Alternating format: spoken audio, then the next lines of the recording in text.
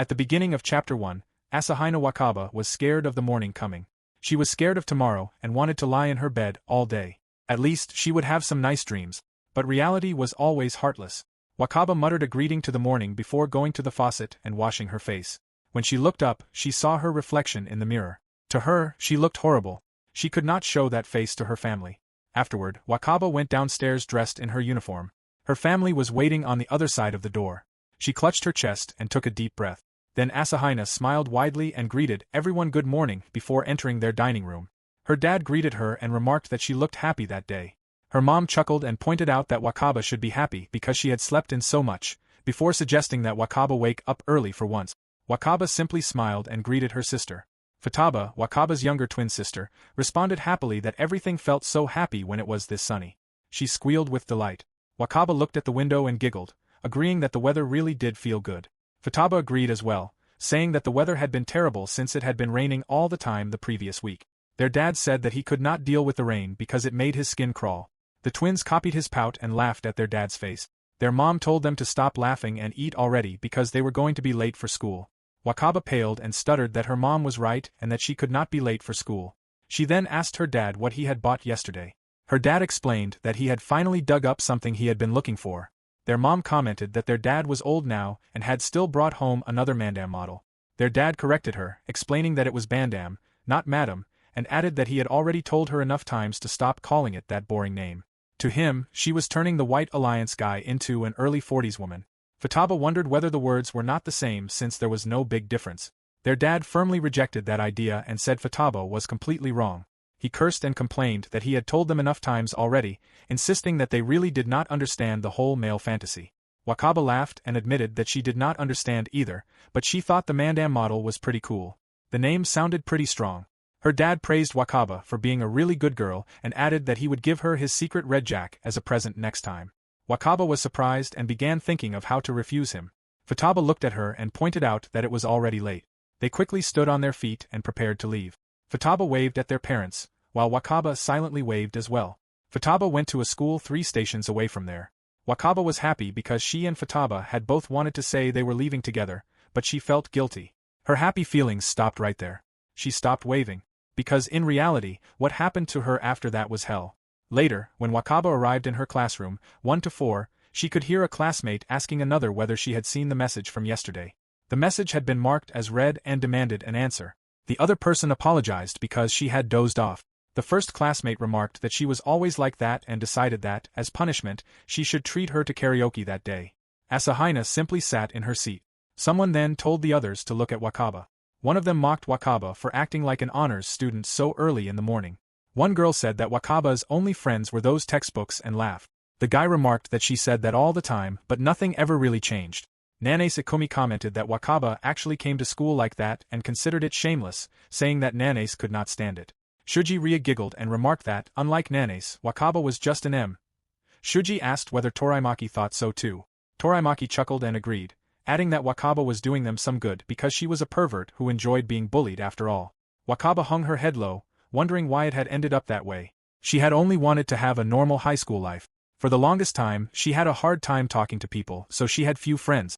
She had worked really hard in the beginning because she thought something would change once she entered high school. But by the time she realized it, this was what had happened. Wakaba was sure it was because of her personality. Over the last half year, Wakaba had been slandered almost every day and scorned through laughter. The school life she had imagined in her head had been brighter and more fun. No, this was wrong. This was not what she wanted. Suddenly, someone approached her and demanded that she stop ignoring her.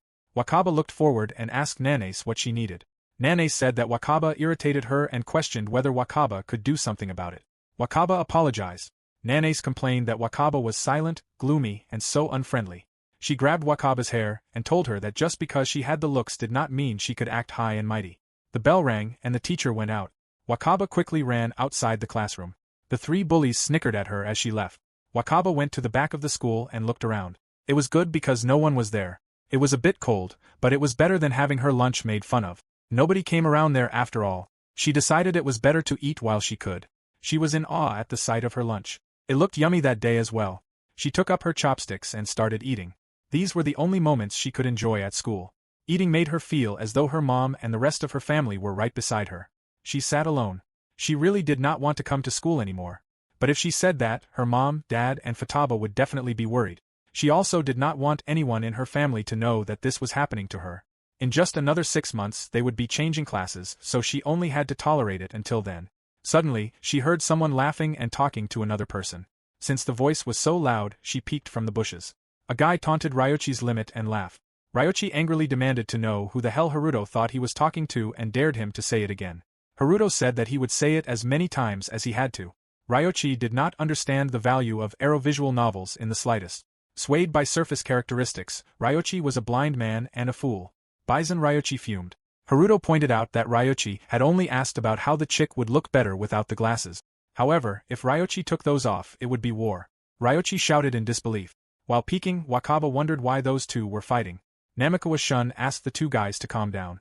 He told Ryochi not to get heated at every remark and Haruto to quit pushing Ryochi's buttons. Haruto refused to calm down. Ryochi insisted that he had been insulted and that Namikawa had heard it too. Ryochi could not forgive Haruto. Meanwhile, Wakaba remembered that those guys were the famous trio. Namikawa was the greatest prodigy of their school and was always the top scorer in exams. Currently, he even placed in the top 3 on national exams. He greatly raised their school's average all by himself. Ryochi stood apart in terms of athletic ability. It had only been 6 months since he had joined the soccer team, yet Ryochi was already a star. There was also a rumor that his family was rich since he was often seen in the media. Both of them were popular with boys and girls alike. Then there was Haruto. Ryochi challenged Haruto to bring it on, declaring that today would be the day he beat Haruto's eroge addiction out of him. Haruto accepted the challenge and urged Ryochi to look at his beefy muscles. He dismissed Ryochi as a pampered little trust fund baby who could only talk big and made it clear that he would take him on anytime, anywhere. Iruma Haruto declared that he would show Ryochi that his stomach was not just for show. Back at Wakaba, she remembered that people called Haruto triple handicap. He was fat, an otaku, and gross. At the entrance ceremony, Haruto enthusiastically talked about adult video games and was thrown out of the gym. Apparently, due to his unique characteristics, Haruto was nicknamed the White Manju and Rentu Academy's Daifuku Snowman. Wakaba heard Ryochi shouting that Haruto should keep it wholesome and go play some fighting games. Haruto rejected the idea, insisting that a life without being horny was no life at all and calling Ryochi a dumb virgin scorer. He also believed that fighting games had their own brand of horny, which he thoroughly enjoyed. Ryochi questioned whether Haruto realized that people did not like him because all he ever said were gross things like that. Haruto confidently declared that he had completely devoted himself to 2D and that the 3D realm did not interest him one bit. Upon hearing this, Wakaba thought that Haruto was supposed to be hated by everyone. Yet she wondered why he could act as though he was having so much fun. She had not smiled from the bottom of her heart even once since coming to this school. She held her lunchbox, then quickly ate and gulped down a drink. Wakaba ran back to the classroom. The next day, on the way to class, one student remarked that things had been boring. Nanace described them as peaceful, while Toraimaki agreed and noted that the tests were coming soon, making this somewhat of a break. Nanace agreed and wished that something interesting would happen, such as something suddenly dropping right on the school. Suddenly, someone yelled that normies could all just die. Nanace was startled and looked around. She saw Ryochi telling Haruto to chill and treating the situation as nothing new. Haruto remarked that he could not simply chill while watching Ryochi flirt every single day. Nanace recognized Haruto and Bison at the front gate. Shuji wondered what they could possibly be fighting over so early in the morning. They saw Ryochi telling an angry Haruto not to make him say the same thing over and over and to cut it out. Someone agreed. A maid also agreed that there was nothing wrong about it. She gave Ryochi his bento for the day and explained that she had put a lot of his favorite carriage in it. Ryochi was pleased by this and looked forward to lunch. Haruto cried out over the priceless handmade bento full of love, lamenting how unfair society was to some people. He insisted that the Japanese government should do something about it. Namikawa quietly recognized that this was happening again. Ryochi explained that they were like family to him, like a big sis and a mom, and asked whether Yui agreed. He was surprised when she pouted and wondered whether he had done something. Namikawa dismissed Ryochi as a dimwit. Haruto whined about why Namikawa was talking as though he knew everything and called him a quiet perv. Haruto wailed and cursed everything, lamenting that his dream would never come true in 3D. He cursed again and resolved to marry a 2D girl instead, since there were a ton of them. Hearing that, Nanace thought Haruto was being especially gross so early in the morning. Shuji said she could not deal with such grossness. She sighed and regarded Haruto as their school's greatest burden, noting that he had not only become even creepier recently but was also getting cocky just because he was friends with Bison. She began thinking about doing something. Nanace suddenly had an idea. Shuji asked what Nanace was talking about. Nanae smirked and explained that she had an idea that would accomplish two things with one action. Later, the students went to their classrooms. Wakaba sat alone. She turned toward voices that sounded amazed by something. The girls were talking with Nanae's. Wakaba looked at Nanae's. A compact mirror caught her eye. It was a pretty ornament and everyone liked it. Wakaba was sure it was nice. But no, it had nothing to do with her. Suddenly, Nanae's called Wakaba over and invited her to look at the compact mirror as well, specifically wanting to show it to her. Wakaba was surprised and wondered whether she had heard correctly. There was no way Nanae would ever say something like that to Wakaba. Nanae invited Wakaba again to look at the compact mirror and assured her that there was no need to hold back. Wakaba blushed. She stood up and went to Nanae. Nanae showed her the compact, and Wakaba said that it was cute. She asked whether it was a compact mirror. Wakaba was amazed when the compact was placed in her palms. Suddenly, she lost her balance, and the compact mirror broke on the floor. Wakaba was shocked. Nanae cried out in disbelief over what Wakaba had done. Wakaba panicked. In her mind, she felt that someone had pushed her from behind just moments earlier. Nanae explained that the mirror had been a birthday present for her. It had cost too much money, and she demanded to know what Wakaba would do. Wakaba tremblingly apologized. The girls gasped and pitied Nanae. Wakaba simply continued bowing her head. Nanae said that Wakaba must not have broken it on purpose and decided to forgive her. Wakaba was surprised. However, Nanae had one condition. Wakaba asked whether there was anything she could do. Nanae smiled and pointed out that Wakaba herself had said so. Wakaba paled. Nanae suggested a punishment game. She smiled widely and decided that Wakaba should confess to Haruto and then start going out with him. Wakaba was shocked. At the beginning of Chapter 2, Nanae told Wakaba that she should confess to Haruto and then date him. Wakaba was shocked. Later, her classmates got busy with each other. Wakaba felt doomed as Nanae smirked at her. Nanae asked whether Wakaba knew who Haruto from Class 1 was. Wakaba stuttered that she did. Nanae described him as the dumb, perverted fatty who only talked about disgusting otaku topics with his gross otaku loser mouth. Shuji added that he caused them all sorts of problems as well. Just catching a glimpse of Haruto was annoying, and lately he had been acting even more brazenly. Wakaba asked whether that was true. Toraimaki explained that this was why they wanted to teach Haruto a lesson. Shuji said that this was where Wakaba would come in and giggled as she explained that Wakaba was going to play a game with Haruto. Wakaba did not understand what Nanae was getting at and wondered how this involved her confessing to Haruto. Nanae said that Wakaba ought to get her head checked out. Fatty had never had a girlfriend, certainly because he was a gross otaku fatty. If someone like Wakaba, who at the very least had an all-right face, were to confess to him, Haruto would surely stick to her like a monkey. Shuji added that the two of them would go on dates and develop a deeper and deeper bond until people thought there was no better couple out there. Then, finally, Wakaba would tell Haruto that it had all just been a lie. Even that fatty who was as tough as a cockroach would be left utterly crushed.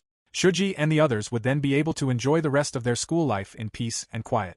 Shuji grinned as she declared that they would be putting Haruto in his proper place where he belonged. Wakaba was about to refuse, but Nanae told her that she should not think she had any right to refuse. Otherwise, Nanae could tell Wakaba's parents about the little incident if she preferred. Furthermore, Wakaba was the one who had said that she would do anything. Wakaba was not a liar either, right?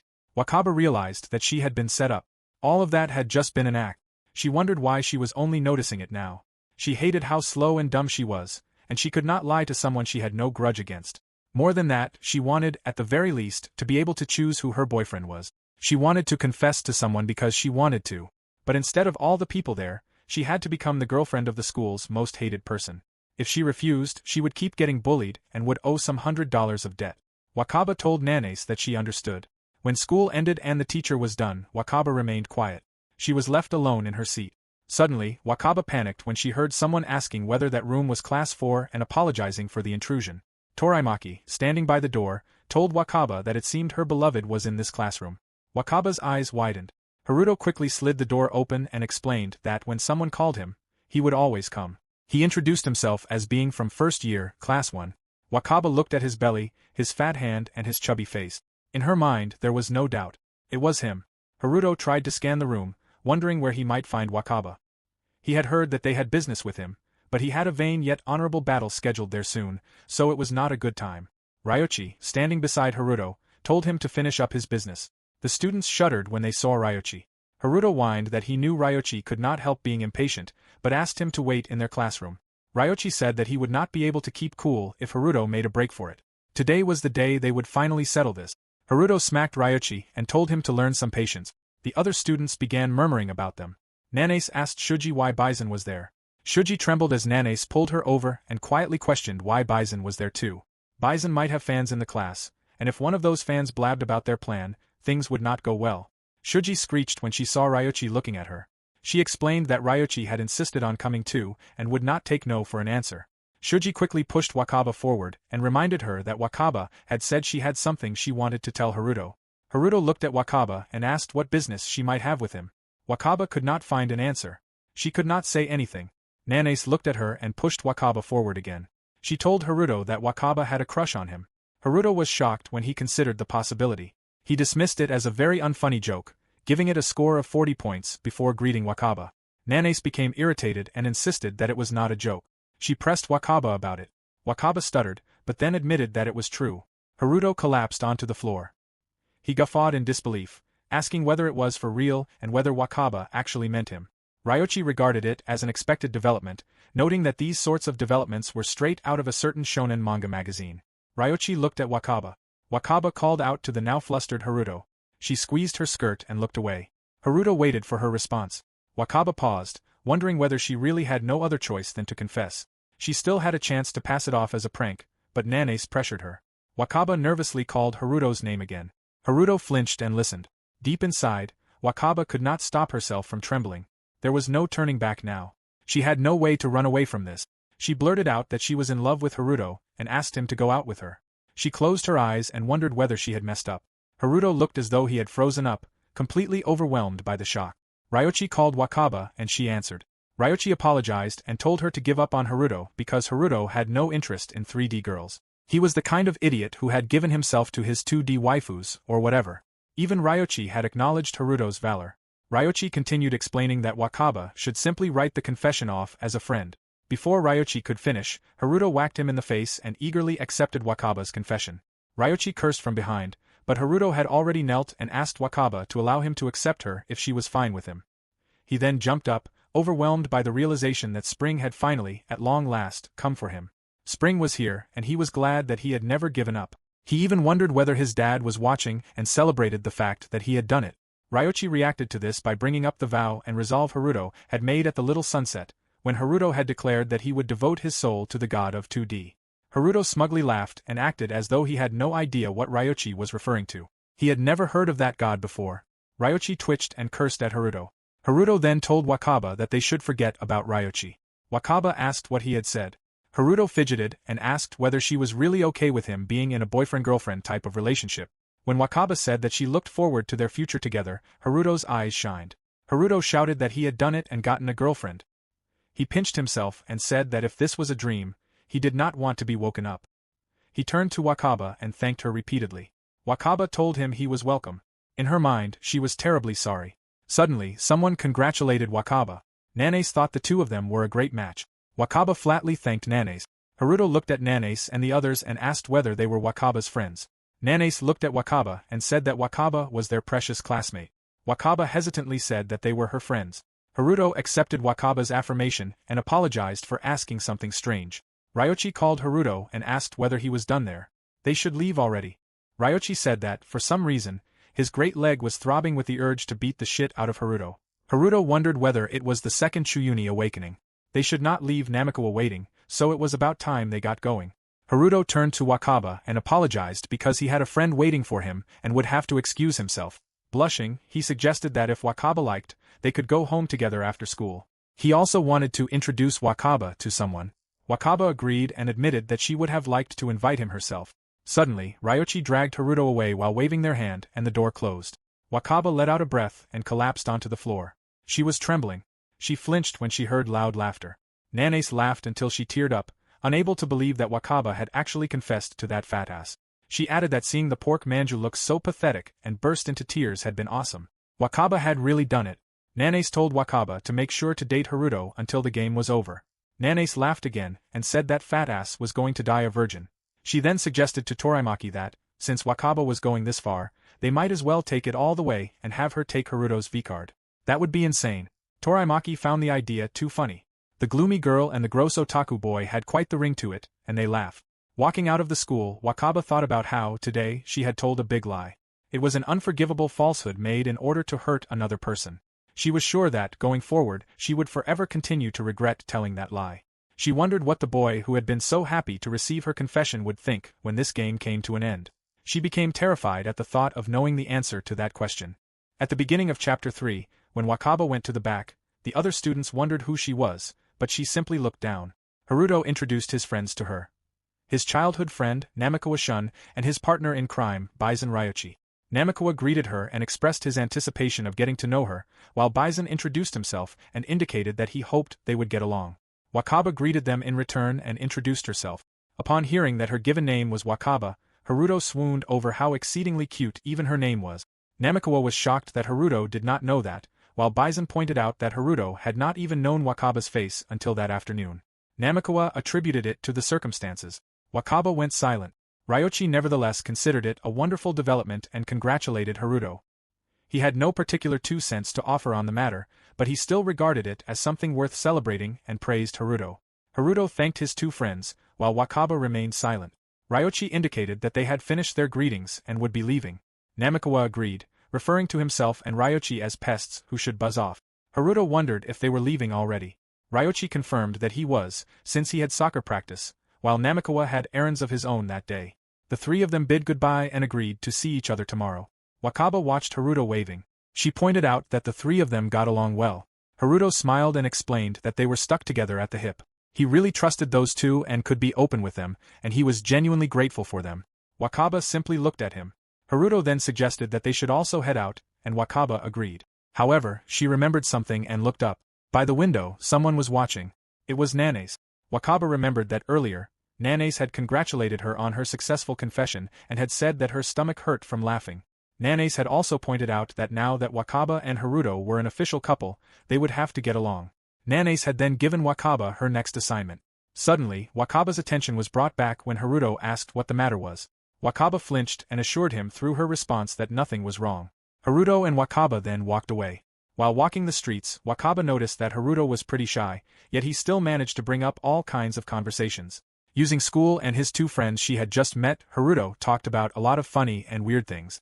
If Wakaba had to guess, he was trying to liven up their walk home. However, all she could do was give vague responses. She thought she had given him the impression that she was a boring girl. Haruto then asked whether the place they were in was her neighborhood. Wakaba confirmed that it was and explained that it was just a bit further ahead. Since it was not that far, she suggested that they split up there. Haruto agreed. In Wakaba's mind, this was finally over, at least for today. She was finally free. That was, if she could fulfill one more assignment. Haruto excused himself there and indicated that he would see her tomorrow at school. Looking at her expression, he became confused and wondered if there was something else. Wakaba gripped her bag. She asked whether he had any plans the day after tomorrow, on Saturday. Haruto said that he did not think so and wondered whether knowing that helped her somehow. Wakaba clasped her uniform and tried to say something, leaving him confused. She then asked whether he wanted to hang out with her. That Saturday would be Wakaba's first time going on a date with a boy. Realistically, it was supposed to become a precious memory. Yet today it was being stained with lies. It would never become a precious memory. Wakaba wished that a big downpour could come and cancel that day for her. Awful ideas like that kept swirling around in Wakaba's head, yet she could see Haruto crying happily over actually unlocking a miraculous date event. He would be so happy that life was finally starting to look bright. Her heart stung.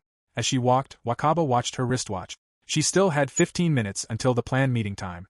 She then looked ahead and saw Haruto sitting by the fountain. He was quivering and his feet were wobbling.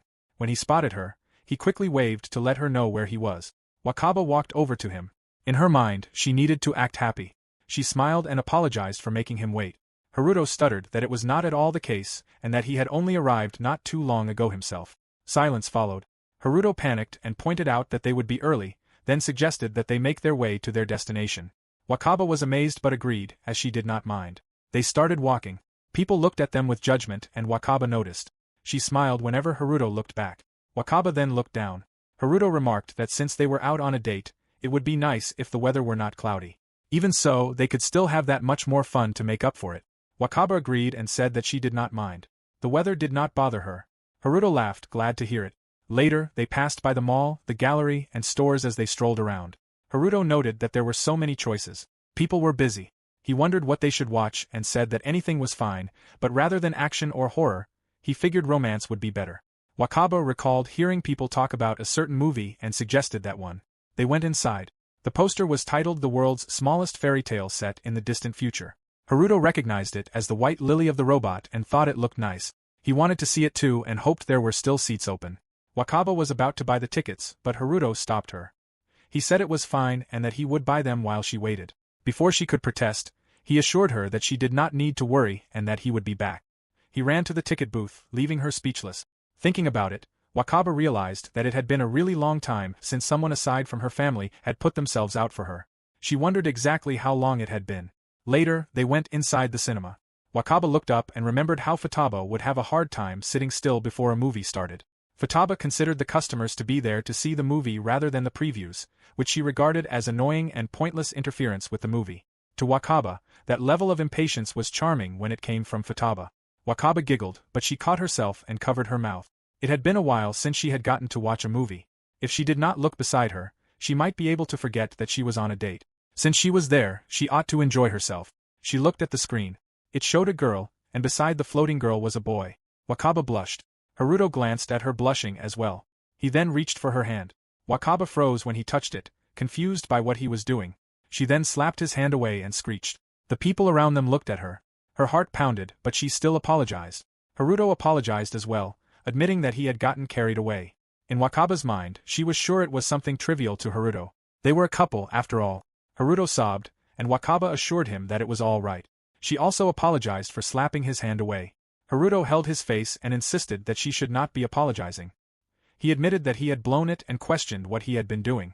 Wakaba looked away. Later, the credits rolled. Viewers around them were crying, but Wakaba simply stood up.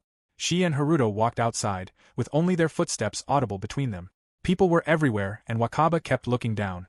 Suddenly, Haruto stopped. He bowed deeply and apologized for his actions earlier, asking Wakaba to allow him to apologize once again. She was surprised.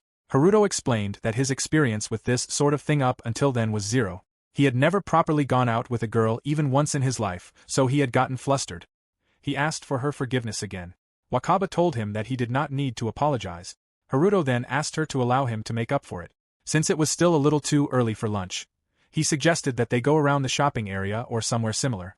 Wakaba agreed that she was fine with that. Haruto bowed again and thanked her. He looked around and decided that they should do something first. Wakaba followed Haruto's eyes and saw a booth. Haruto suggested going there since it was perfect for killing time. He proposed playing at the arcade.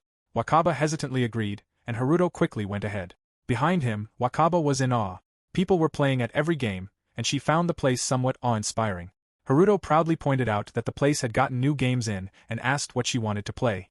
Wakaba apologized because she had never been to a place like that. Haruto understood and, though he considered himself unworthy, asked her to allow him to take the lead. They went to a machine and Haruto inserted a ticket. Coins poured into the rack.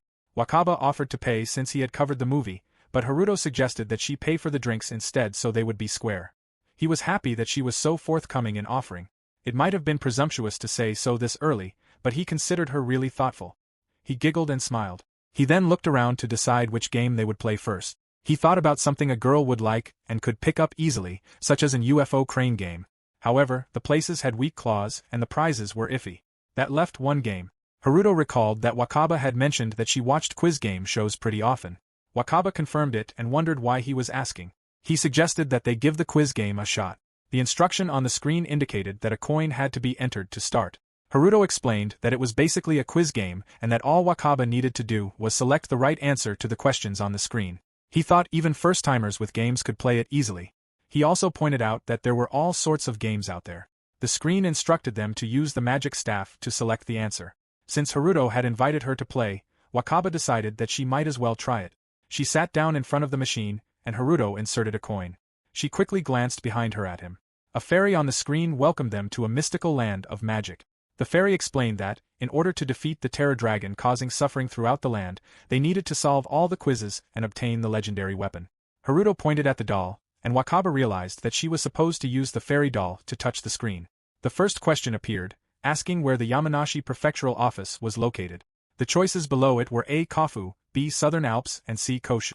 Behind her, Haruto muttered that, if he remembered correctly, it was a hard question right out of the gate. The Southern Alps felt somewhat suspicious to him. In Wakaba's mind, she was sure it had to be Kofu, so she selected letter A. Haruto giddily exclaimed that she had gotten it correct. Wakaba was amazed as well. The fairy on the screen and the cat confirmed that the answer was correct. Wakaba's eyes widened, shocked that she had done it. Haruto cheered that she had gotten it right and admitted that he had no clue what the answer was. He praised Wakaba for being really smart. Wakaba shyly replied that it was not that impressive, but Haruto cheered even more. She laughed awkwardly. Haruto then urged her to keep up the pace and continue solving the questions. They should aim to clear the game. Wakaba agreed. She smiled proudly and continued.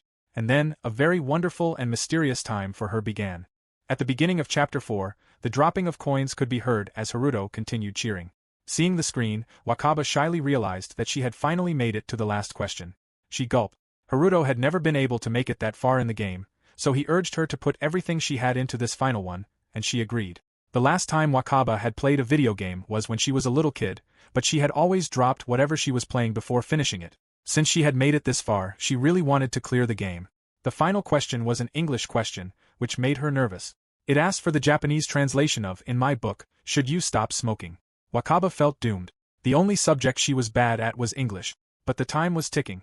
She paused and forced herself to think. She calmed herself down and analyzed the problem. There were 3 choices. One symbol meant a book, indicating that there was a way to quit smoking in a book. It had to be that. Letter B was the easiest one to eliminate, but looking at all the questions, A and B were similar while C was clearly different. Letter B could actually end up being correct, but based on the lack of the word represented by that symbol in B, it probably was not. Her head had already become completely mixed up. It was always like this. It was her bad habit. She could not choose and she could not decide. At some point, she was left behind. She looked at the time and was about to panic. Suddenly, Haruto pointed out that a book could mean a lot of things in English. Wakaba was confused and turned toward him. He explained that depending on the context, it could refer to making plans or even running away, changing the meaning drastically. He glanced at her and smiled. He considered it a devilish question and urged her to choose the answer that stood out. He disliked it when people were made the odd one out, so he liked to include them in whatever he was doing. He wondered what she thought of it, believing that the correct answer was also within her. The phrase about being the odd one out caught Wakaba's attention. In her mind, Haruto was correct. That phrase could refer to her as well. It was painful to be left out, unforgivable even. That left her with only one choice. Wakaba clicked letter B. The screen announced that it was correct. Haruto loudly cheered that she had done it. Wakaba had solved every question and cleared the game. Even she could not believe it. She shyly laughed and excitedly celebrated her success as they high-fived. Wakaba wondered what this feeling of satisfaction was. She had only been playing a video game, yet she had not felt this way in so long. It was like the happy emotion that came from accomplishing something, continuing to well up inside her without stopping. Wakaba told Haruto that she would not have been able to solve the last problem without him and acknowledged that he was really good at quizzes himself. Haruto shyly explained that it was just English, which had been his best subject for a long time. He chuckled and admitted that he was the most useless when it came to other subjects. Wakaba told him that there was no need to be so humble. Haruto then asked whether Wakaba wanted to take a break and, if not, whether she wanted to play another game. There were all sorts to choose from. Wakaba happily decided that they should play more. Normally, she would have refused an offer like that, but for some reason, this time she honestly spoke her mind and accepted. The following experience was something she had never felt before. It was a wonderful and pleasant time. After that, Haruto asked Wakaba to look at the time and pointed out that the place had pretty good lunch food. He invited her to eat there with him. Inwardly, she agreed, having forgotten. She held up a bag and was about to speak, but Haruto wondered if she was not hungry yet. Wakaba reached inside the bag and held out a lunchbox. Haruto could not believe it and wondered if it was what he thought it was. Wakaba explained that it was a bento. Haruto realized that she had made it herself, and she confirmed that she had. She wondered what was wrong. He was acting like the robot from the movie and he was beaming at the bento like crazy. Then Wakaba realized something. She apologized for not asking before bringing it. She thought that Haruto must have spent time looking up where to eat and might even have made a reservation. Before she could think any further, he suddenly wailed loudly. Wakaba was confused and shocked. Haruto was moved to receive a homemade lunch from a girl. To him, it was the ultimate artifact that transcended the power of even the legendary weapon, right before his eyes. He was so happy to be alive and had never felt that life was such a wonderful thing. Tears streamed down his face. Wakaba looked at him. Haruto had an abundance of emotions that he could phase through. Just by observing him, she felt like she could never get bored. They went to a table. Haruto asked how she liked the place and whether she found it relaxing. Wakaba said that it was and that she had no idea they could go there to eat. Haruto happily ate the bento. There was a lot of food on it. With that, Wakaba had made Haruto lunch, just as Nanes had ordered her to. He picked up another piece and exclaimed over how good it was. The scrambled eggs and rice would never have been enough to satisfy him, yet she had made even more than that. Wakaba giggled. Since he was that happy about it, she felt that making it had been worth all the effort. She found it strange that she had come to think that way. She then ate as well. In Wakaba's mind, Haruto was a very mysterious person. He wore his emotions on his sleeve, yet she did not find him disagreeable. It had only been a couple of days since she first talked to him, but she already felt that he was completely different from what the rumors had led her to believe. She had been prepared to be bombarded with questions about dirty games, anime, manga, and the like, but he had not mentioned anything like that even once. Rather, she could tell that he was being very considerate of her. Not only that, she was surprised to find herself openly talking with him at some point, despite not being very sociable. He was the type of boy she had never encountered before. Haruto suddenly apologized for doing nothing but eating and praised the food because it was so good that he could not help himself. Wakaba assured him that it was all right. He still praised her cooking and asked whether she cooked a lot at home. Wakaba explained that she did, but only because she often helped her mom. Her little sister was not good at cooking at all. Wakaba wondered why Futaba could not cook when she was normally really dexterous. It was a wonder how they could be twins yet have completely different strengths and weaknesses. Haruto then realized that Wakaba had a little sister and asked whether, including Wakaba, they were a family of 4. Wakaba confirmed that he was right and added that they all got along really well. The sister she had mentioned was her twin. Wakaba was quite proud to have Futaba as her little sister and explained why. Unlike Wakaba, Futaba was bright, cheerful, and really kind. Futaba was also the athletic type. Best of all, she was a good girl who even thought about someone like Wakaba. Haruto admitted that it made him jealous and that it sounded a lot different from his own family. Wakaba added that her mom was scary when she was angry, but she was also very graceful and kind. Her dad had some peculiar hobbies, but as the only man in the house, they relied on him a lot. Haruto asked about her dad's peculiar hobbies. Wakaba answered that they were bundams, or at least that was what she thought they were called. Her dad collected those plastic models and similar things. Haruto's eyes sparkled upon hearing that bundams were one of his favorites. The M19 was the greatest model, but Haruto caught himself and stopped. Wakaba wondered what the matter was. Haruto then pointed out that Wakaba must really love her dad. She confirmed that she loved her dad, mom, and Futaba, and that she loved every one of them so much. In her mind, they were the most treasured and precious family. She could talk about them forever. They talked more. Haruto listened to Wakaba talk about her family without ever expressing boredom. He gently smiled and nodded at her. She then asked what kind of people his dad and family were like. Haruto repeated her question before explaining that his dad was a middle school teacher. When he was little, Haruto remembered his father being strict about manners. Even so, his dad had a very cheerful personality and an endless arsenal of dad jokes. When his dad drank, he became a big crybaby, causing Haruto all sorts of worry. In comparison, his mom was the exact opposite. She had nerves of steel and hated to lose. Just recently, she had wanted to be the first in line at the supermarket before it opened for a sale. It was really cold in the morning around that time, yet his mom had been there at 4 in the morning. Haruto had tried to stop her when she told him the night before, but Mifuyu, his little sister, had egged their mom on. Somehow, Haruto had ended up having to tag along with his mom. Wakaba was surprised that he had a little sister too. Haruto confirmed that he did and explained that her name was Mifuyu and that she was 2 years younger, at 14. Unlike him, she was good-looking and smart, having been blessed with good qualities.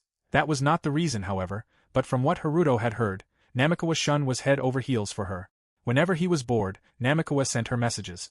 Wakaba was surprised that Namikawa liked his sister. Haruto added that one big thing of note was that his sister was a total sadist. Mifuyu knew that Namikawa was smitten with her, so she ordered him around and made him bend over backwards for her just for fun. Wakaba laughed and found his family fun.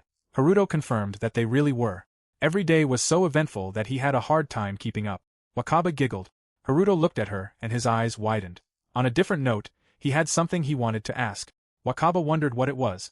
He fidgeted, let out a sigh, opened his mouth, and clenched his fist. He grit his teeth before finally asking why Wakaba liked him and what she liked about him. He sweated nervously, leaving Wakaba surprised.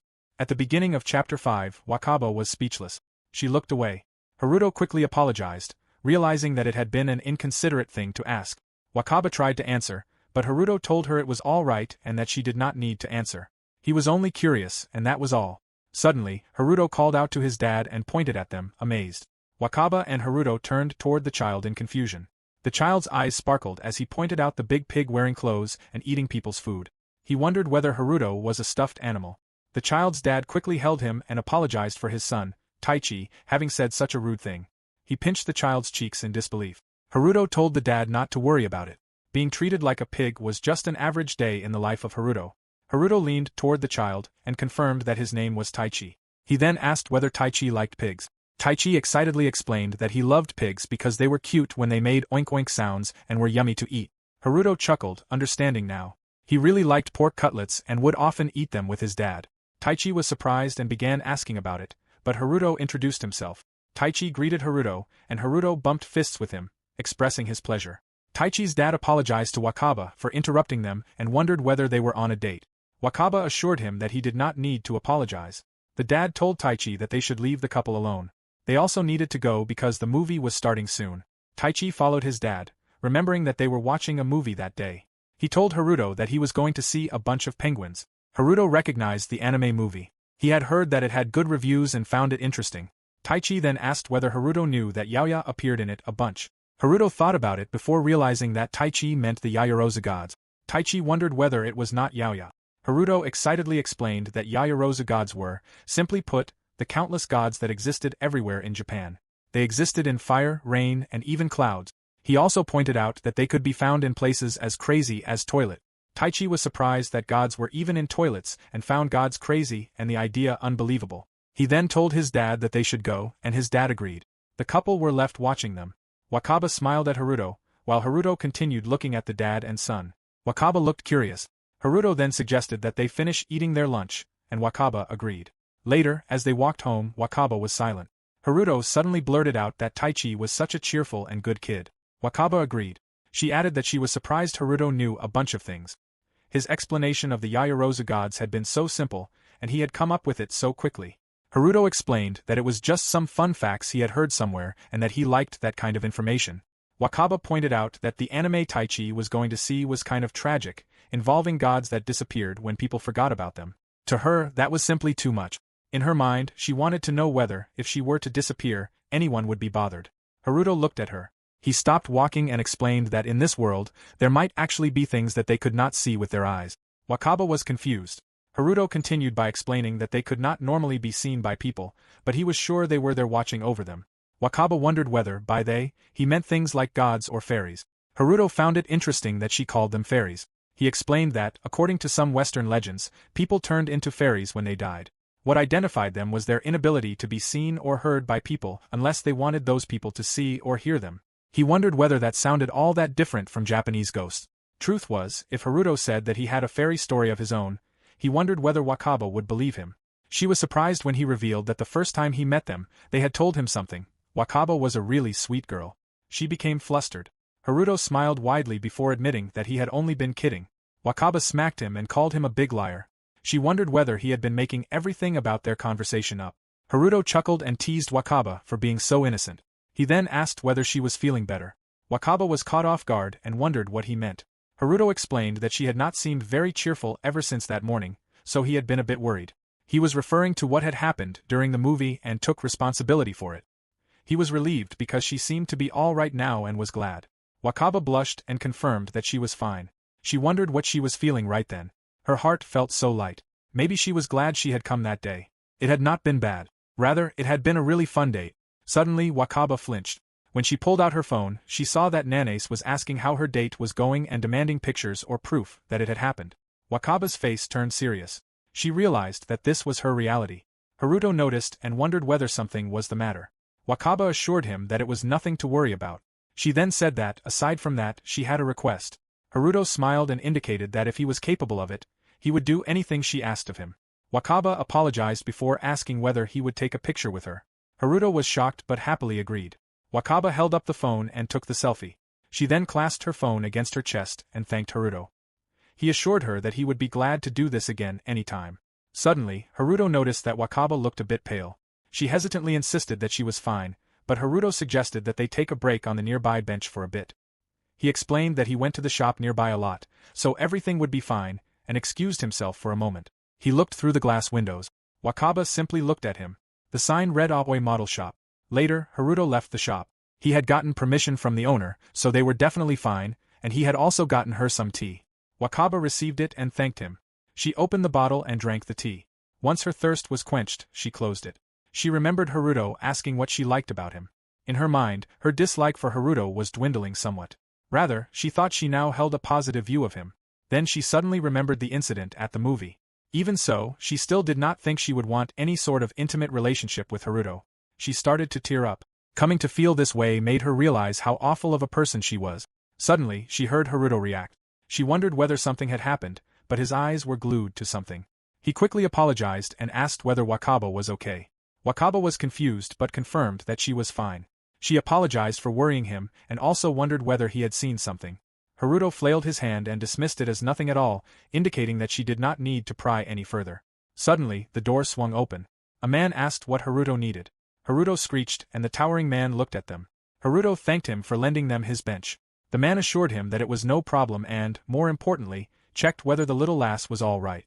Haruto explained to Wakaba that the man was the owner of Aoi Model Shop, Aoi Masahiko. Masahiko looked scary, but he was nice. Wakaba understood and introduced herself. She thanked Masahiko for letting them rest on his bench. Masahiko grinned and assured her that she did not have to worry about it. What he wanted to know was whether she was really Haruto's girlfriend. He laughed in disbelief that Haruto had managed to land a girlfriend. Haruto giggled, embarrassed by Masahiko making him blush. Masahiko considered it good for Haruto to have a girl like him. Haruto had never really known how or when a miracle would occur, and he whined that Masahiko did not need to put it that way. Masahiko then asked whether, aside from that, Haruto was curious about a certain display. He pointed at the glass and explained that he had finally found one. He knew Haruto had been wanting it for a long time. Haruto could not believe how difficult it had been to even get a single one. Masahiko asked whether Haruto was going to buy it and invited him inside. Haruto was shocked when Masahiko tugged him in, but he went inside. Later, Haruto hummed as he held the box. Wakaba asked what he was buying. He explained that it was an SD-size plastic model of AA Warrior, a limited edition model that had come out a long time ago and was really hard to come by now. It was called the Golden Dragon 4 Great Emperor's Armament Collection and included all 4 generations of Emperor models redesigned with clear parts. The 3rd generation was particularly radical, and when it was brandishing its lightning light sword, it was even cooler. Wakaba commented that it sounded valuable. Haruto exclaimed over how much she would not believe it. Masahiko called Haruto over and wondered whether talking about that kind of thing would not chase Wakaba off. Haruto panicked when he realized that he had done it now. After managing to suppress all his otaku talk while he was with her, he had ruined it now. Masahiko accepted that as simply being Haruto's life. He patted Haruto's back and decided to give him something to cheer him up. Haruto recognized it as the Bundam model of a light gunner. It looked like a pretty old version as well. Masahiko confirmed that Haruto was correct and offered to give it to him for 100 yen if he bought it now. Haruto reasoned that Masahiko was simply trying to clear up stock, but he decided to pass. He had gotten enough stuff for the moment. Masahiko told Haruto not to be like that and suggested giving it to the girl. Wakaba was surprised. Haruto reacted in disbelief and questioned whether Masahiko was stupid. He considered it a terrible idea for a present. Wakaba, however, recognized the model. In her mind, she thought her dad had made one just like that. Masahiko admitted that he had only been joking around a little and asked whether Wakaba was actually interested. Wakaba confirmed that she was. Masahiko pointed out to Haruto that she wanted it. He then offered to give both models to them at a great deal for just 2,000 yen. Before Haruto could react, Masahiko shoved the bag at Wakaba and thanked her for the purchase. He grinned at the panicking Haruto. Later, the two walked outside. Haruto admitted that he could not win against Masahiko's forcefulness and apologized to Wakaba about it. He wondered whether she had actually wanted that. Wakaba explained that, since it had turned out this way, she was happy to take it. Haruto was surprised and, realizing that she was serious, told her that it was all hers. He also offered to teach her how to assemble it. Wakaba declined, saying that she would be all right. They continued walking. Upon reaching farther ahead, Wakaba explained that she was this way and that she had fun that day. Haruto wondered whether she was sure she was fine with him not seeing her home. Wakaba assured him that it was not a big deal. They split ways, with Haruto telling her that he would see her at school the following week. Wakaba looked back at him, and he happily waved at her. She then went on the train. And thus, their very first date, with all its ups and downs, came to a close. At the beginning of Chapter 6, when classes ended, Haruto came running to Wakaba and asked whether they should head home. He apologized for being late. In Wakaba's mind, her hesitation to walk alongside him was almost completely gone. Haruto told her about the day Ryochi kept pestering him to fight him over and over. She asked whether Haruto did not find the flames back. Chatting with him on the way home had become an everyday routine. Rather than being artificial, she could talk to him easily, and she could confidently assert that her time with him was not something that caused her suffering. She thought it would be enough if their relationship stayed right where it was.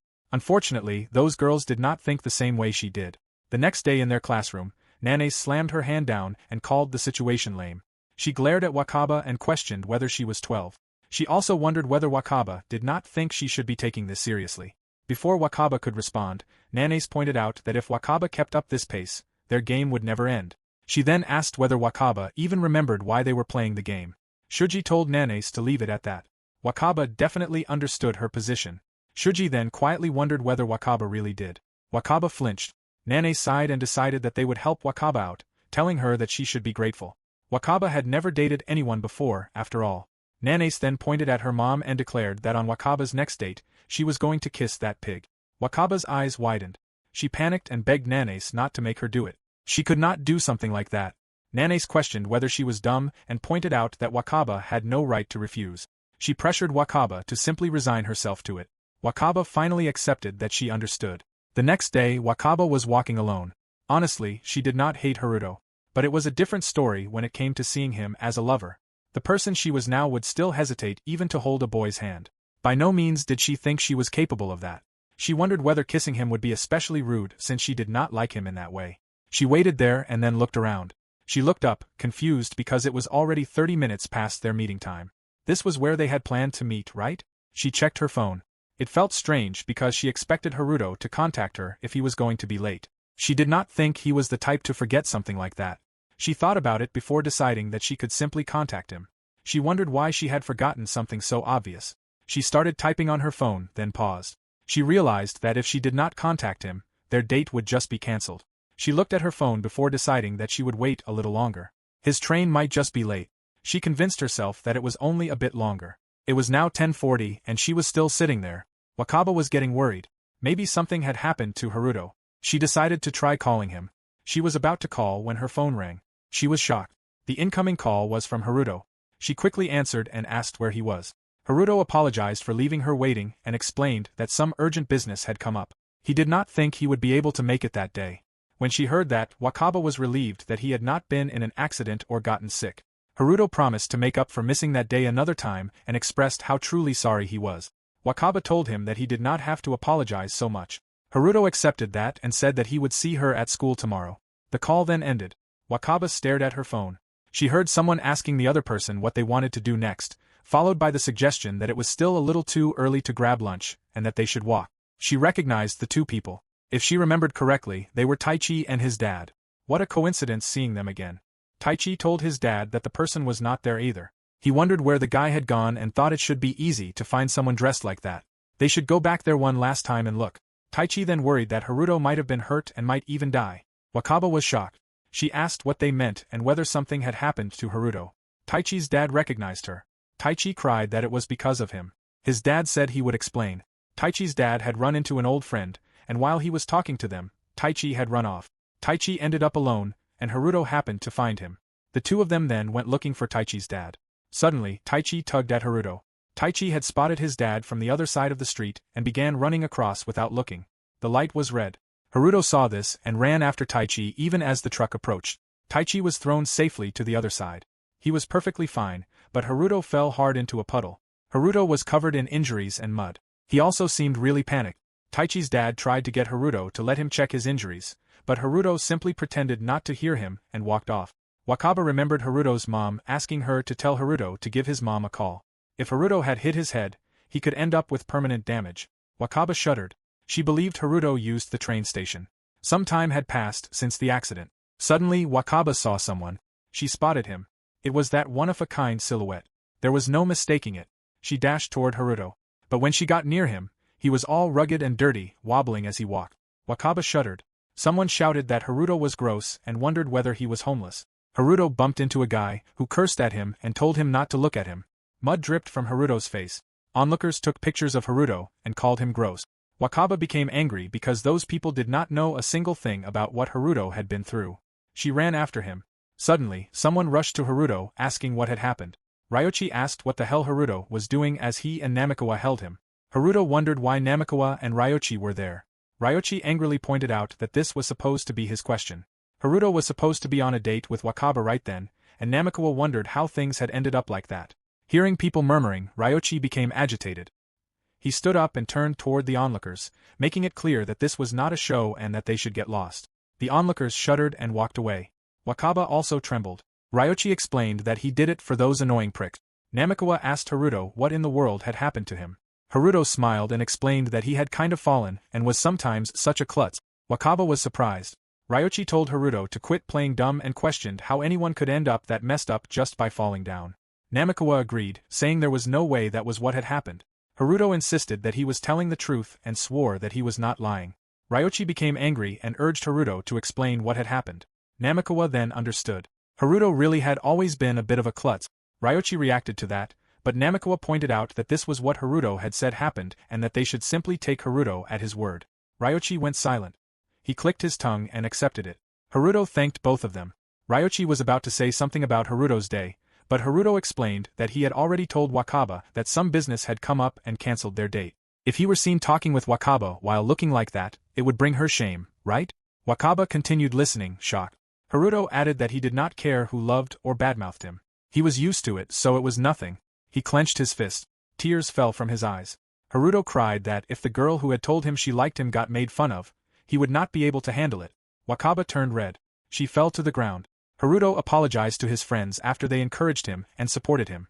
He also felt guilty for making Wakaba wait outside in the cold weather and could not believe himself. Namikawa pointed out that worrying about others was very much like Haruto, but assured him that he did not need to worry. It was not as though he could not make it up to her. Ryochi agreed and told Haruto to stop worrying about it. He only needed to make sure he apologized to Wakaba tomorrow.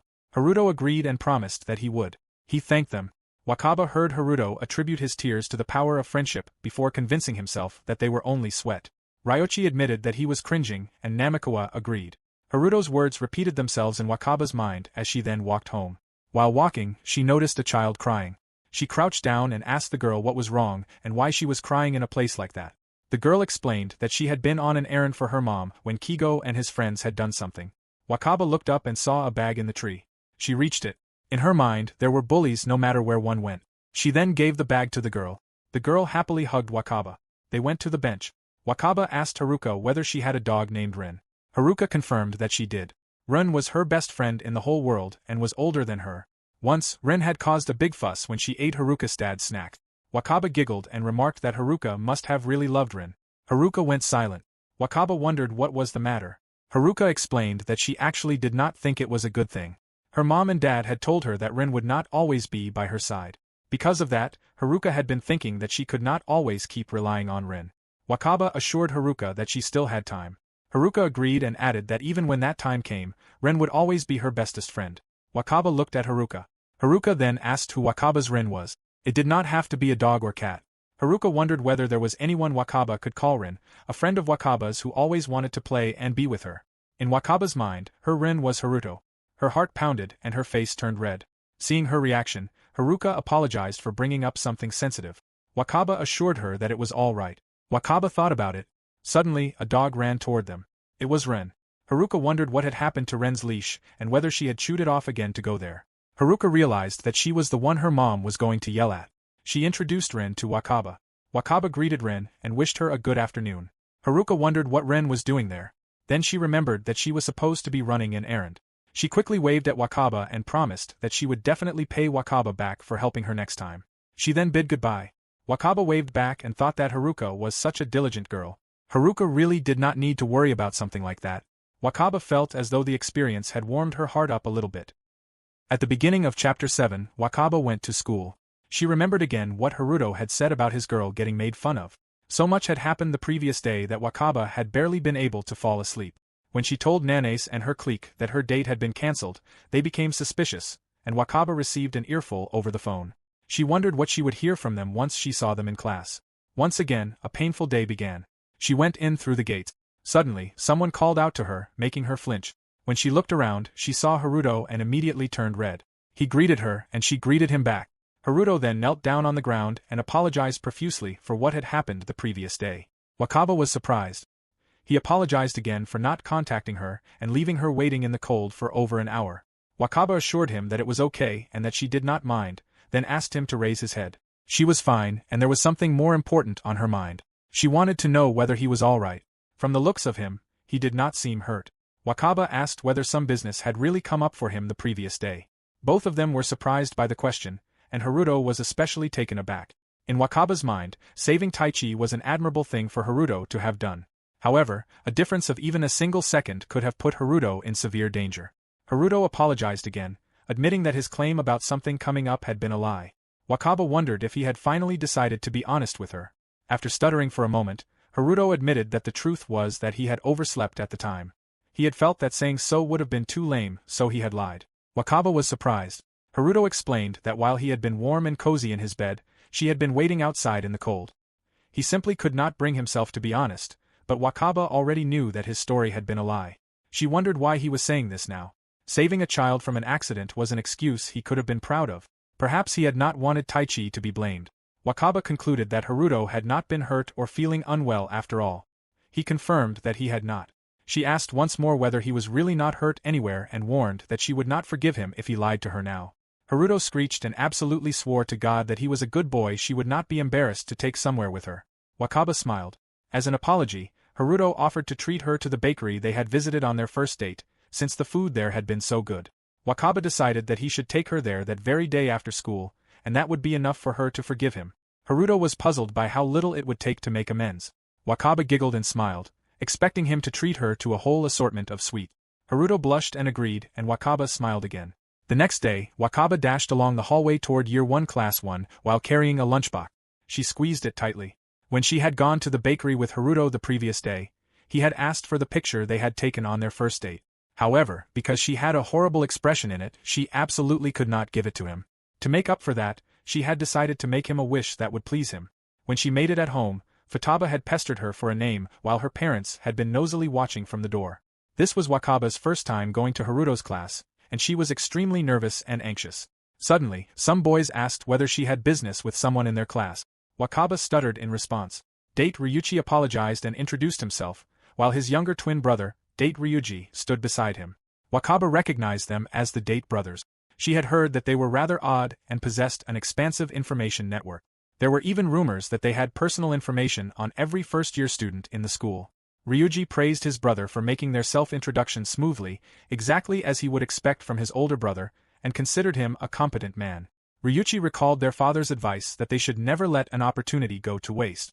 Wakaba privately thought that the introduction had not really been that smooth.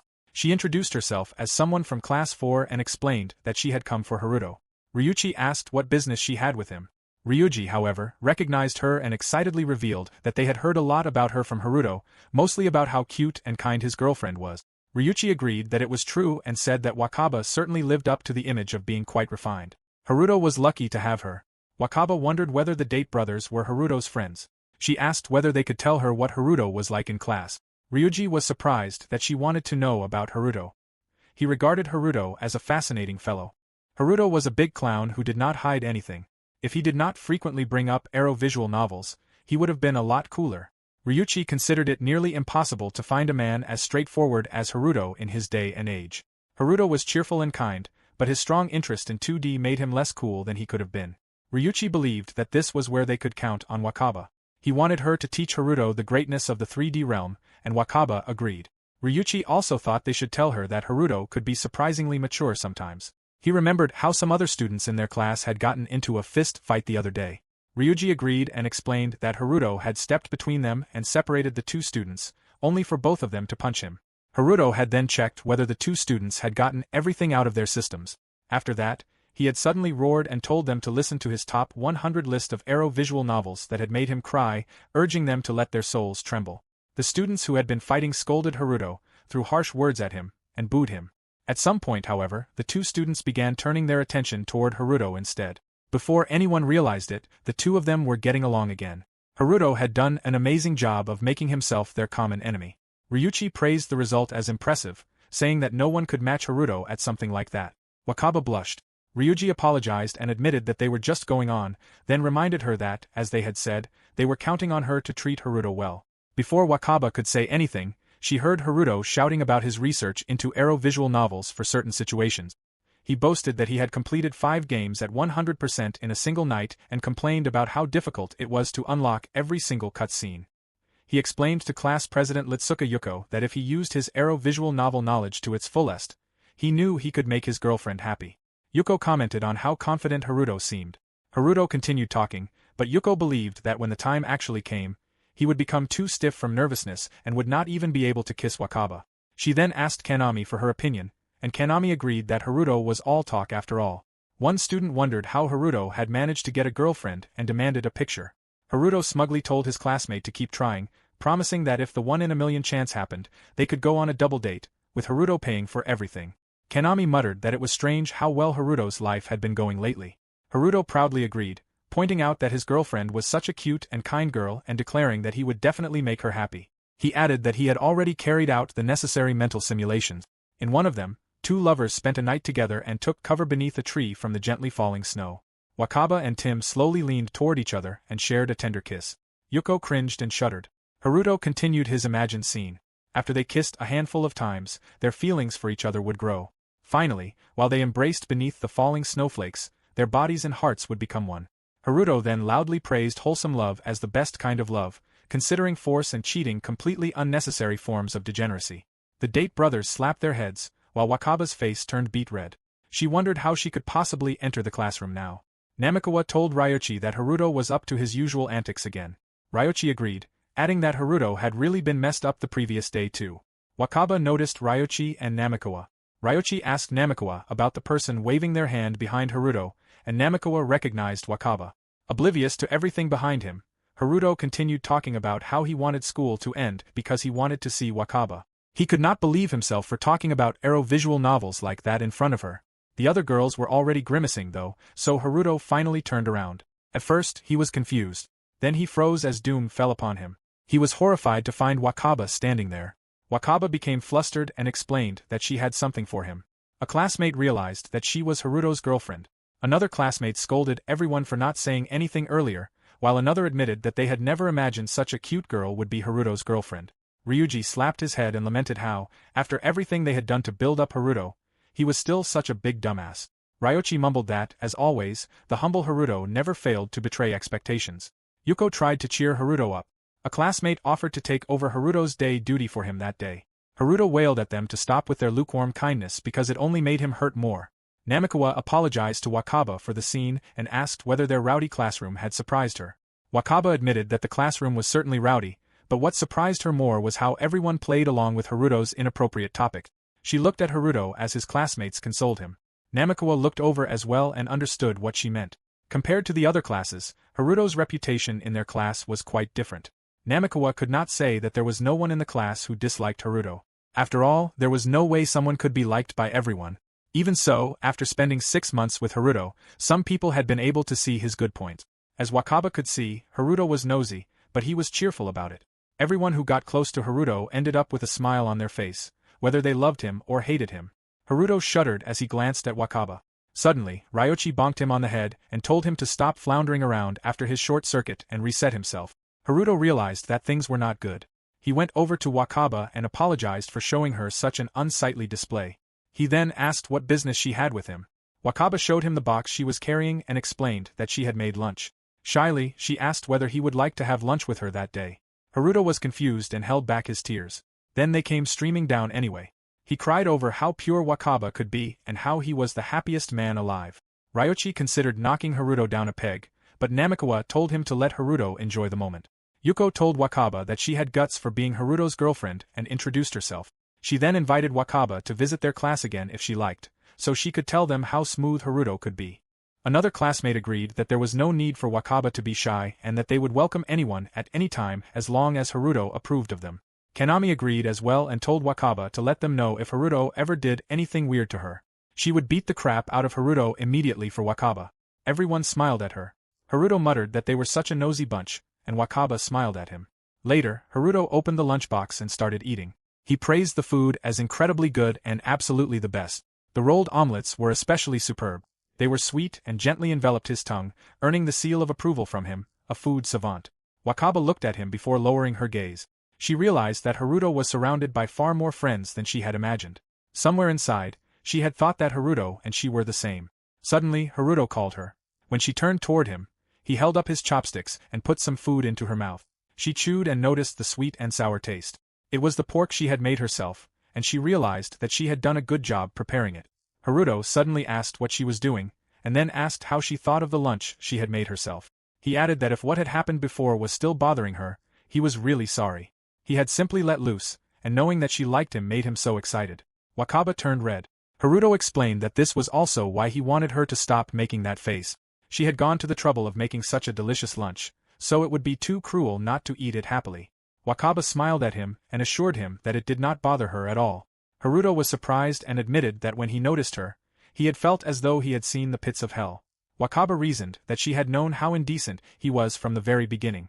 Haruto became flustered and insisted that he was not indecent and was actually a gentleman. Wakaba pointed out that he said that despite having tried to grab a girl's hand in a dark room during their movie, she added that such behavior ought to be called a mistake caused by his lack of experience. Haruto giggled and wondered about that, making Wakaba chuckle as well. He then said that he knew he was right. Haruto suddenly blurted out that he had been thinking about how cute Wakaba was when she smiled the previous day. Wakaba thought about how she had never believed she would be able to smile and laugh from the bottom of her heart at school. She suddenly wanted Haruto to call her by her name. Haruto asked what she meant, and she explained that she wanted him to call her by her name. She then asked whether it sounded good. Haruto was shocked. He squealed in disbelief that the day had finally come when a girl would say that to him. One of his dreams had come true, and he could hardly believe it was real life. He was about to call her Asahina before correcting himself and calling her Wakaba instead.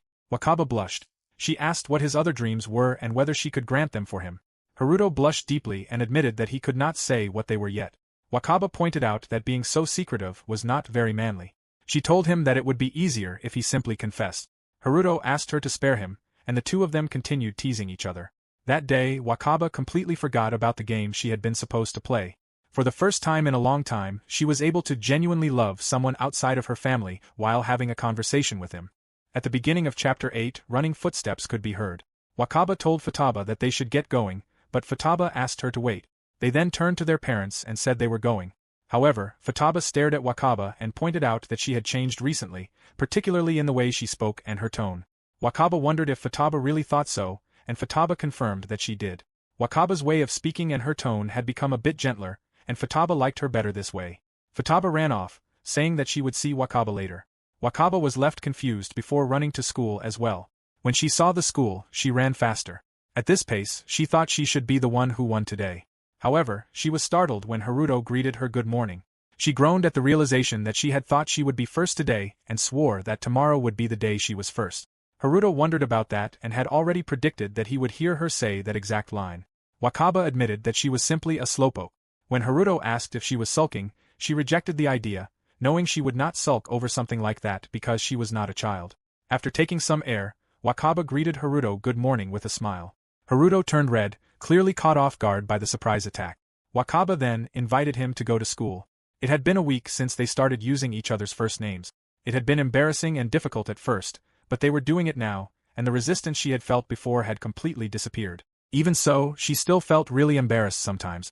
Her chest felt warm, and her cheeks became hot and flushed. She wondered what those emotions and thoughts were, having become unable to understand herself. Wakaba really enjoyed Haruto's casual chats, and seeing Haruto smile made her happy. That was why she could say with confidence that her days together with Haruto were so fun and invigorating.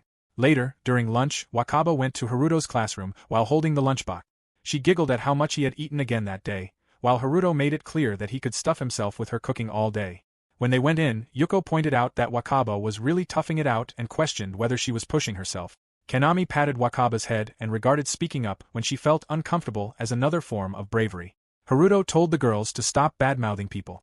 Ryuji told Haruto to take their behavior as a form of expressing their jealousy.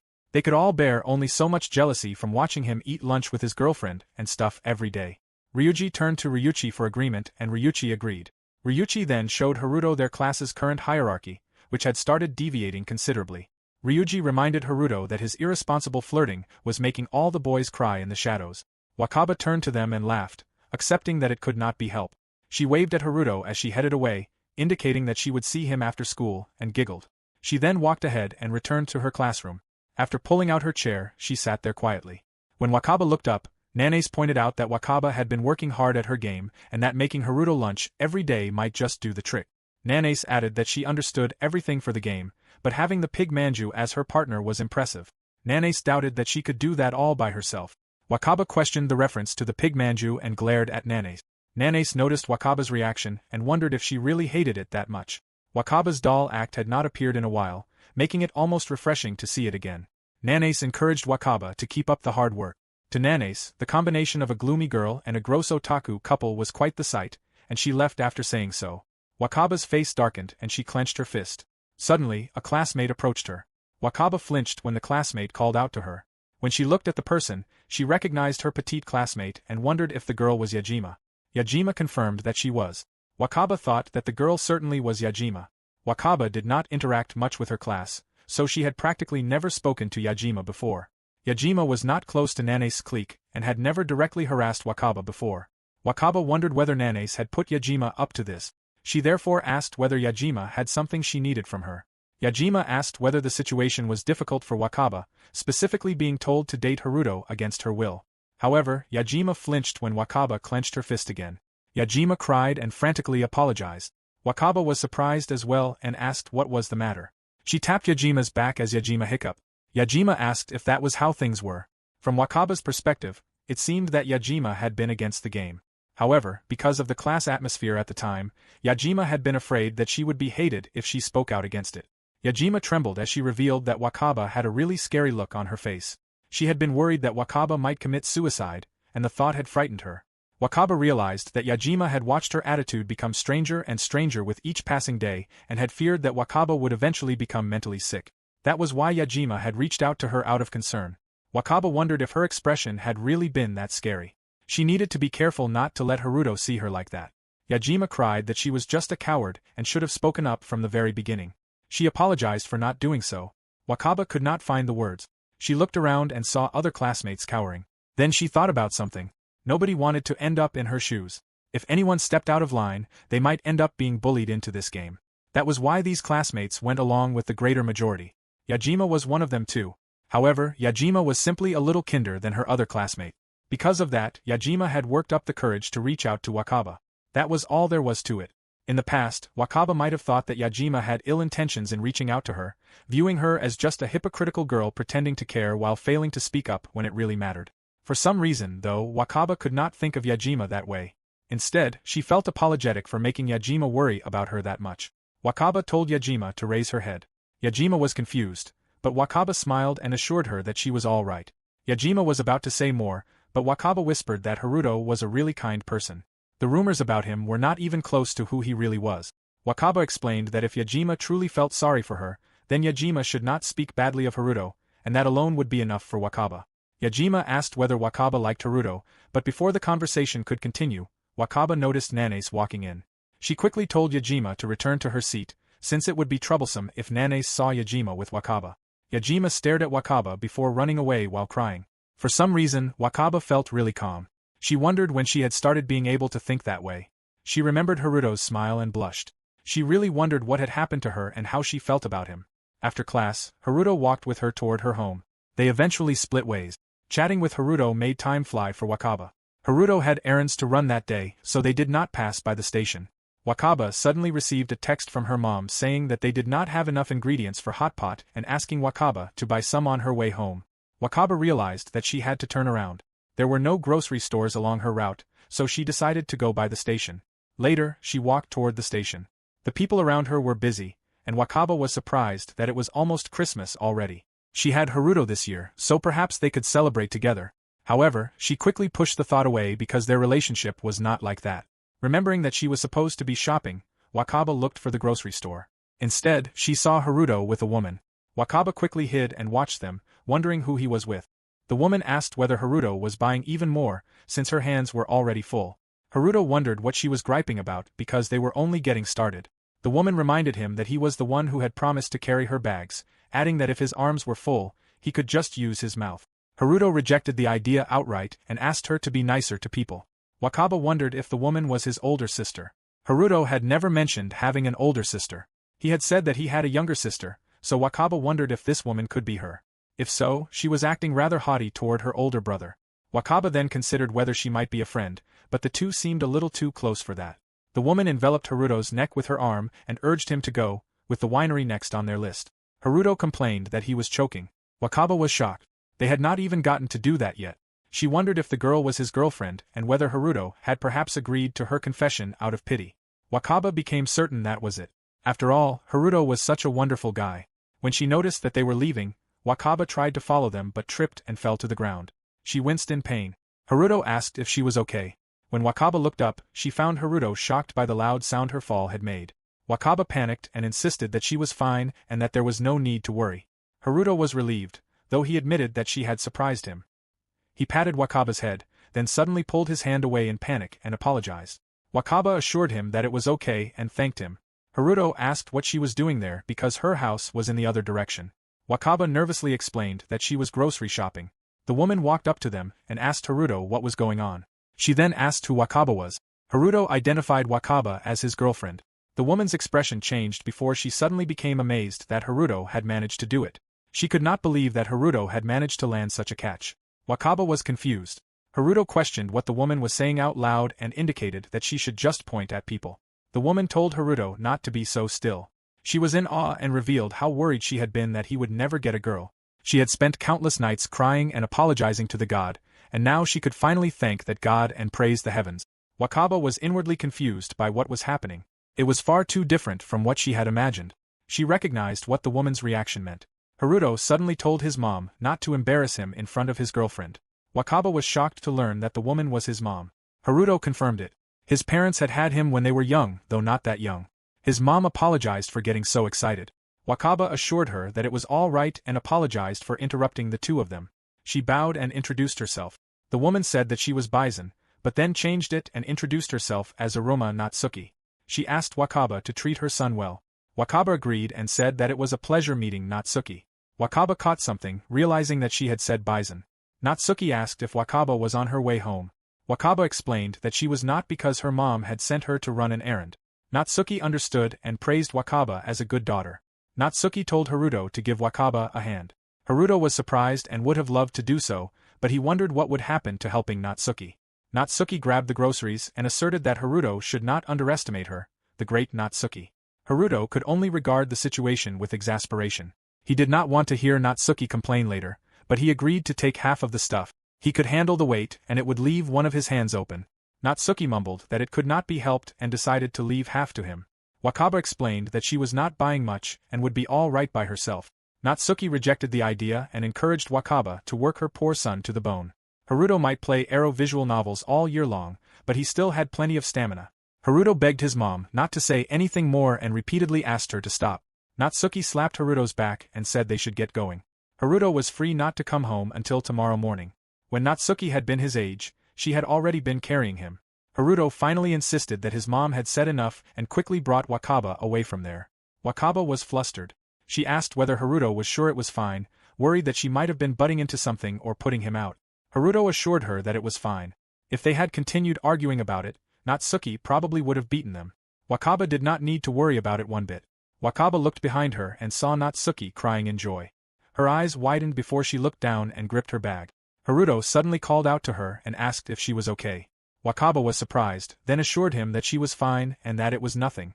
She urged him to hurry because they might miss the limited-time sale if they did not. In Wakaba's mind, if at the very least it was times like this, she prayed that they looked like a couple who got along. At the beginning of Chapter 9, after they finished buying everything, Haruto took the bag from Wakaba. She had told him that there was no need to push himself too hard, but he assured her that it was fine and that she should leave it to him. If he let Wakaba carry the groceries, he could already imagine what his mom would say, insisting that Haruto should think of it as saving his mom. Wakaba pouted. Since they were done shopping, Haruto asked whether Wakaba wanted to go have some tea. Wakaba excitedly suggested their usual bakery, mentioning that it seemed they had added a new item to the menu. Haruto thought it sounded good, so the plan was decided. Wakaba happily agreed. But suddenly, someone called Wakaba. Futaba walked over to the couple and confirmed that she was really seeing Wakaba there, remarking on the coincidence of meeting her at that place. Wakaba was surprised as well and wondered why Futaba always showed up at the perfect time. Haruto looked at Futaba in confusion. Wakaba quickly introduced Futaba as her younger twin sister. Haruto exclaimed that he had known it, then greeted Futaba and introduced himself. Futaba introduced herself as well. She then asked whether Haruto was Wakaba's friend, since it was rare to see Wakaba hanging out with guys.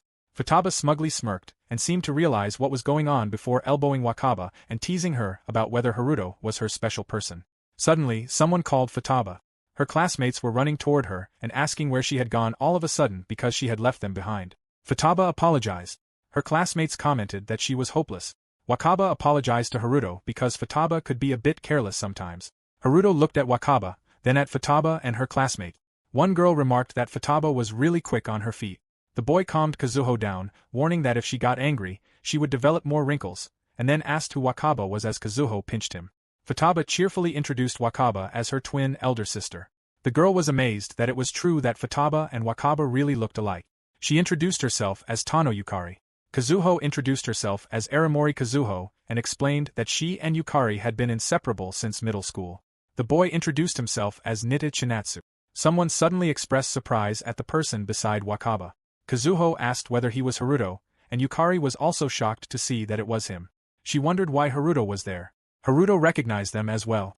It had been a really long time, and he was happy that they seemed to be doing well. Futaba was confused and asked whether they were acquainted with Haruto. Yukari called him an idiot and questioned what he meant by saying that it had been a really long time. Kazuho added that they had been really worried about Haruto. He had changed his number and mail address, so they had been concerned because they had no way of contacting him. Futaba asked the girls what had happened, and Nita also wanted to know. Wakaba glanced at Haruto. Haruto explained that the girls had been in the same middle school as him and that he had ended up transferring midway through. He quickly apologized to Yukari and Kazuho for not telling them about his plans to transfer even though he was so indebted to them. Everything had been such a mess. Haruto had wanted to show his face at least during the graduation ceremony, but he apologized for not even being able to do that. Yukari and Kazuho glanced at each other, seemingly asking whether that was really how things had been. Haruto confirmed that it was. Wakaba looked at him, and he looked concerned. He assured them that they did not need to worry because Wakaba was his true love, so they could rest easy. He confessed his love for Wakaba, leaving her flustered. He added that his girlfriend was starting to get jealous, so it could not be helped. Popular guys had to deal with such things. He then sighed. Wakaba turned red. She stuttered in embarrassment over what he was saying, pointing out that he only played perverted games when she was not looking and therefore should not get too ahead of himself. Haruto became flustered as well and reminded her that they had promised to keep that a secret. Nita asked whether Haruto played eroge. Haruto replied that he played them only as much as a gentleman would. Nita's eyes sparkled, and he wanted to know what genre Haruto liked. He explained that he was pretty well versed in that area himself and could talk about eroge a lot. He then asked whether Haruto agreed that the mind break genre was great. Haruto disagreed, explaining that his specialty was pure love, with no brutality. Futaba reminded Haruto that he was in front of his girlfriend and pointed out that Nita always got way too excited when talking about that kind of thing. Wakaba simply watched them. Someone told Wakaba that Haruto had changed and that he was truly a different person. Wakaba then asked whether Yukari and Kazuho were Haruto's classmate. Kazuho confirmed that they were. Wakaba asked how Haruto had been in middle school. Kazuho was surprised and tried to remember. She recalled that Haruto had been completely different from how he was now. In the past, he had been more nervous and, to use a more accurate word, gloomy. Whenever anything happened, Namikawa used to cover for Haruto. Wakaba wondered whether Haruto had really had that sort of personality in the past. Yukari explained that Haruto had worked bit by bit to change himself. Kazuho agreed and added that the bullying had gradually stopped as well. His timidness had not changed at all though. Yukari giggled as she recalled how Kazuho and Namikawa would frequently help Haruto with his studies and homework. He had been so hopeless that he stood out even among the other hopeless students, so Kazuho simply could not sit by and watch. Haruto had been really good at English, so Kazuho had taught him because she had to. Yukari explained that Haruto would become embarrassed because his dad was an English teacher, but he had not realized that English was the only thing he was good at. Kazuho then recalled that Haruto did not have a mom and had to do all the chores at home, which prevented him from focusing on his studies. Wakaba suddenly became confused. Haruto did not have a mom? Yet Wakaba had seen his mom back then. She asked about it. Kazuho explained that she had heard Haruto lived with his dad, just the two of them. They had gotten along very well, and that timid bun would only become expressive when talking to his dad. Yukari agreed. She had always thought back then about how much Haruto loved his dad. But then something had happened. Wakaba looked at them and frantically asked what had happened. Kazuho was surprised that Wakaba did not know. Wakaba urged them to tell her exactly what had happened. Kazuho explained that in the second year of middle school, Haruto had been bullied a bit. He had fallen down a bunch of stairs and injured his leg. Fortunately, none of his bones had been broken, but he had fallen head first onto the floor, so he had been admitted to the hospital for a checkup.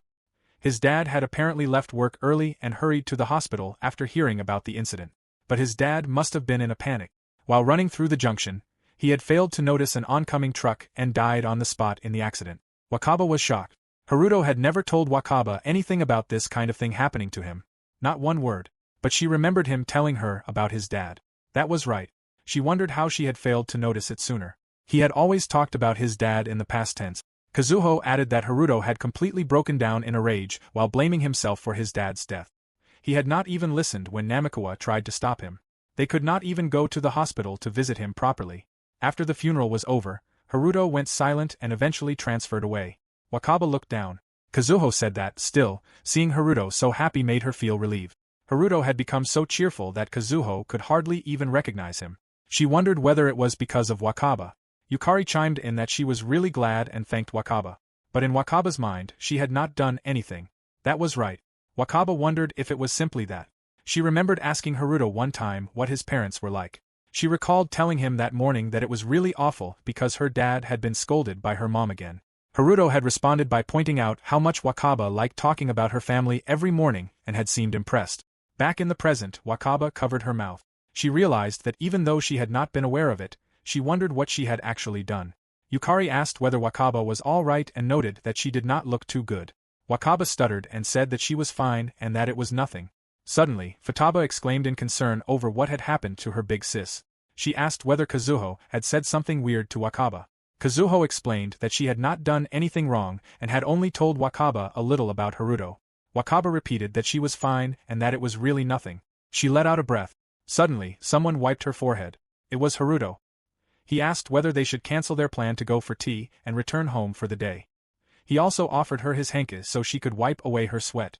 She accepted it and nodded. Later, as they walked home, Wakaba remained silent.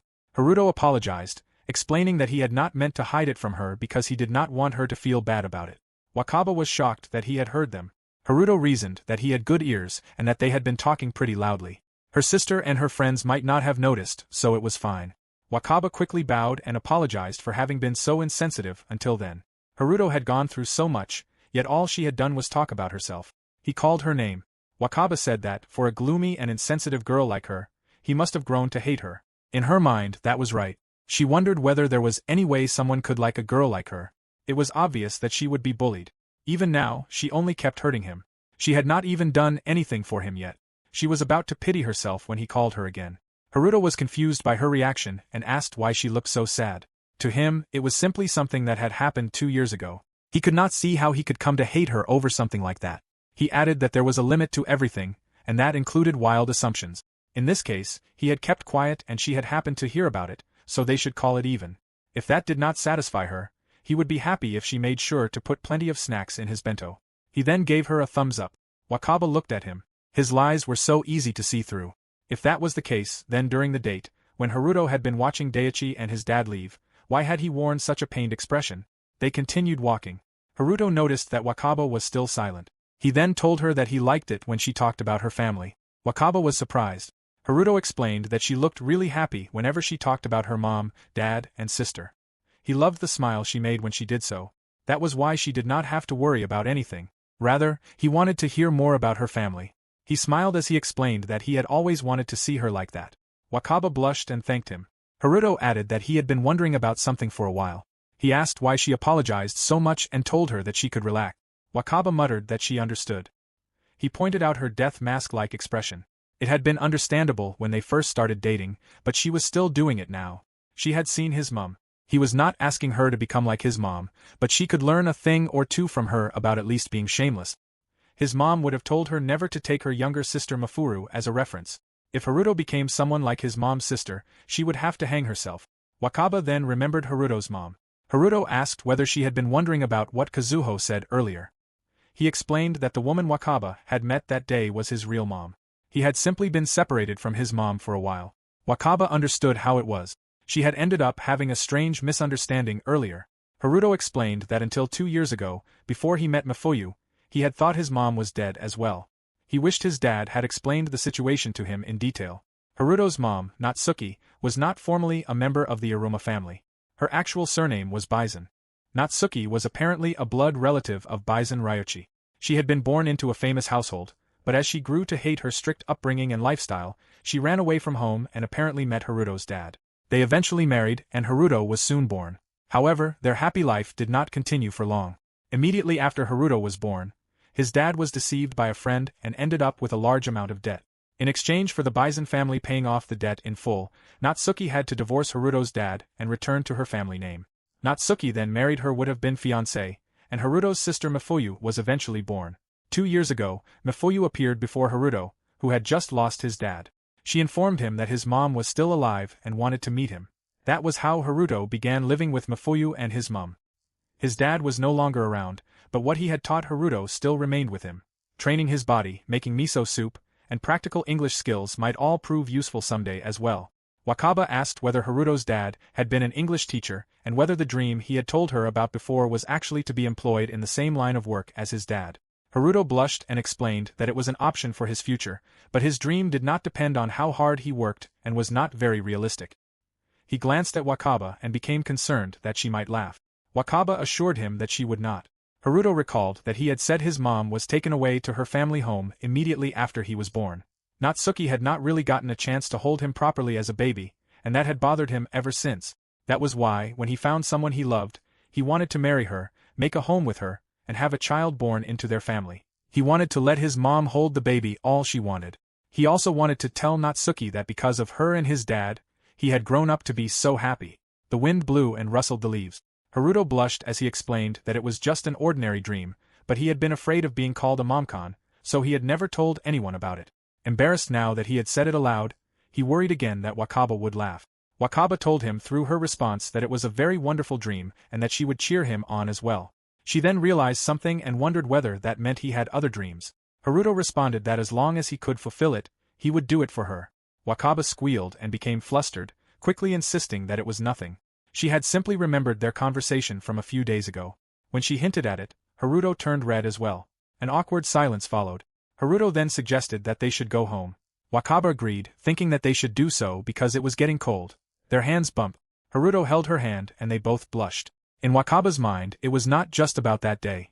She had met Haruto and been blessed with the opportunity to get to know him as a person. He got carried away easily and was pretty perverted, and he could not be considered handsome in any way. But he had the strength to laugh off anything that bothered him and the ability to make others laugh as well. He was a person who was kind in both of those aspects. He was a boy like the sun. Wakaba finally realized it. She was in love with him. Haruto thanked her for that day. Wakaba felt that she had not done anything worthy of gratitude. Rather, she wanted to thank him through something else. She then kissed him. It was her way of showing him her thanks. She apologized that it had only been on the cheek. Haruto became flustered. He felt dizzy and bumped his head after swooning from the soft kiss on his cheek. Wakaba wondered whether she had gone too far. At the beginning of Chapter 10, on that day, Wakaba and Haruto finally began acting like lovers. Before Wakaba realized it, she had started calling him by his first name without honorific. When she asked where they should go for their date the day after tomorrow, Haruto answered that he would come with her. Eventually, Wakaba stopped using formal language when speaking to him as well. Haruto was giddy over how well they were in sync now, feeling that they truly were what people called the best couple. The time Wakaba spent with Haruto was more precious to her than anything else. She always wanted them to be together, and being around him was extremely relaxing. She wanted them to remain together forever. She could no longer imagine her school life without Haruto. Submerged in an almost frightening happiness, she floated through those dreamlike days. Later, outside at school during lunch break, Haruto became excited over Wakaba's special lunchbox and was amazed that today's bento looked delicious as well. Wakaba told Ryochi and Namikawa to eat their fill because she had made enough for them too. Ryochi remarked that Haruto's girlfriend could do anything. Wakaba brought the bento to Haruto and encouraged him to eat as much as he wanted. Haruto was overwhelmed with happiness, considering it the best and feeling as though he no longer cared what happened.